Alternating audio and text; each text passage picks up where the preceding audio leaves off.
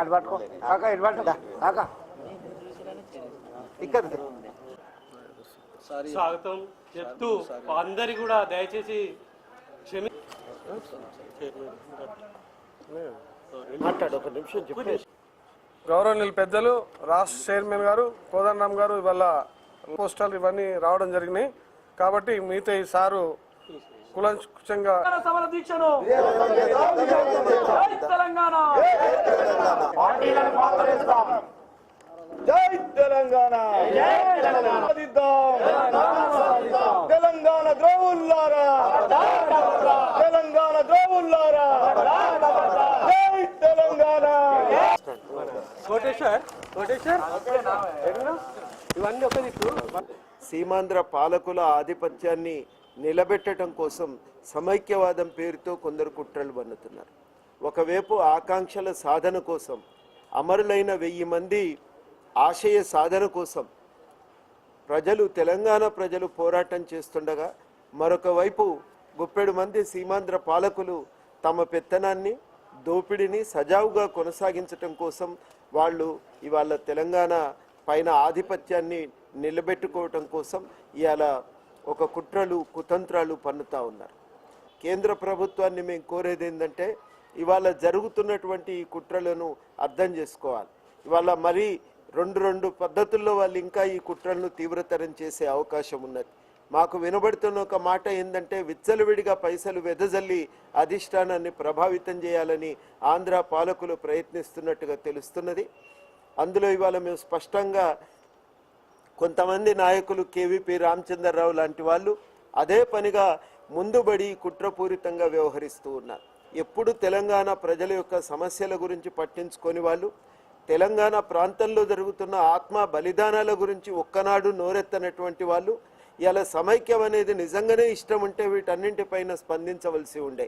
ఇవాళ కేవీపీ రామచంద్రరావు గారు ఇంతవరకు తెర వెనుక ఉండి నాటకాలు నడిపి ఇవాళ జగన్పై ఏ కేసులు అయితే ఉన్నాయో ఆ కేసులన్నింటిలోనూ కూడా మూల సూత్రధారిగా ఉండి విచ్చలవిడిగా కోట్లాది రూపాయలు సంపాదించినటువంటి ఒక వ్యక్తి ఇవాళ మళ్ళా తన అధికారాన్ని తెలంగాణను అడ్డుకోవటానికి ఉపయోగించటానికి అనేక రకాలైనటువంటి కుట్రలు పన్నుతా ఉన్నాడు. డబ్బులు కూడా విపరీతంగా వెదజల్లుతున్నాడు అనేటువంటి మాట కూడా వినబడుతున్నది.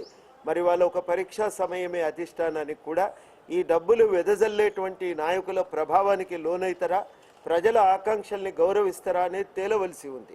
ఈ సందర్భంలో తెలంగాణ ప్రజల ముందు మన ముందు ఉన్న కర్తవ్యం ఏంటంటే మనం ఐక్యంగా నిలబడాలి.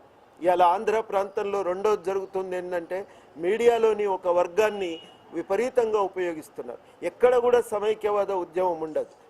4-5 చిన్న గుమిగూడతారో లేదో రోజంతా దానికి సంబంధించినటువంటి కథనాలు నడుపుతూ ఉంటారు. ఏదో పెద్ద ఎత్తున ఉధృతంగా ఉద్యమం నడుస్తున్నట్టుగా చూపించేటువంటి ఒక ప్రయత్నం ఉన్నది.